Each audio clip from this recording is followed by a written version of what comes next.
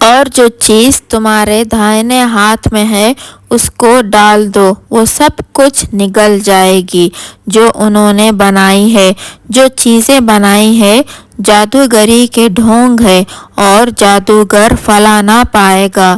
تو جادوگر سجدے میں گر پڑے، کہا کہ ہم ایمان لائے موسیٰ اور ہارون کے رب پر۔ فرعون نے کہا، اس سے پہلے کہ تم کو اجازت دوں تم موسیٰ پر ایمان لے آئے، بلا شبہ وہ تمہارے بڑے ہیں کہ تم کو جادو سکھایا ہے، سو میں تمہارے ہاتھ پاؤں کٹواتا ہوں، ایک طرف کا ہاتھ اور ایک پاؤں، اور تم سب کو کھجور کے ٹانوں سے لٹکا دوں گا، اور تم مان لو کہ ہم دونوں میں کس کا عذاب زیادہ سخت اور درپا ہے۔ انہوں نے کہا کہ ہم تم کو ہرگز فوقیت نہیں دیں گے ان دلیل کے مقابلے میں جو ہمارے پاس آئے ہیں،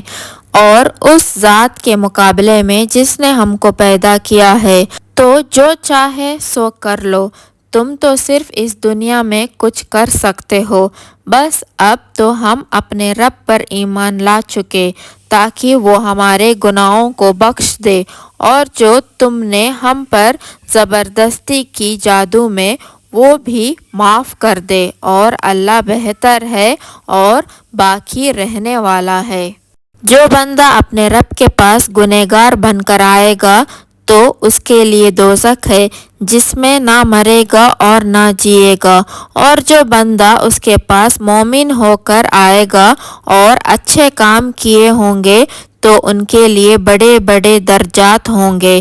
یعنی ہمیشہ کی جنت ہوگی جس کے نیچے نہریں بہہ رہی ہوں گی، وہ ہمیشہ ان میں رہیں گے، اور یہ بدلہ اس کا ہے جو پاک ہوا۔ اور ہم نے موسیٰ کی طرف وحی کی کہ ہمارے بندوں کو راتوں رات نکال لے جاؤ، پھر ان کے لیے دریا میں لاٹھی مار کر خشک راستہ بنا دیا، پھر تم کو نہ تو کسی کے تعقب کا خوف ہوگا اور نہ کسی قسم کا اندیشہ رہے گا۔ پھر فرعون نے اپنے لشکر کو لے کر ان کا تعقب کیا تو دریا نے ان کو جیسا ڈھانپنا تھا ڈھانپ لیا، اور فرعون نے اپنی قوم کو گمراہ کر دیا اور سیدھے راستے پر نہ ڈالا۔ اے یعقوب کی اولاد، ہم نے تم کو تمہارے دشمن سے نجات دی، اور ہم نے تم سے کوئی طور کی دائنی طرف آنے کا وعدہ کیا، اور ہم نے تم پر مان و سلوہ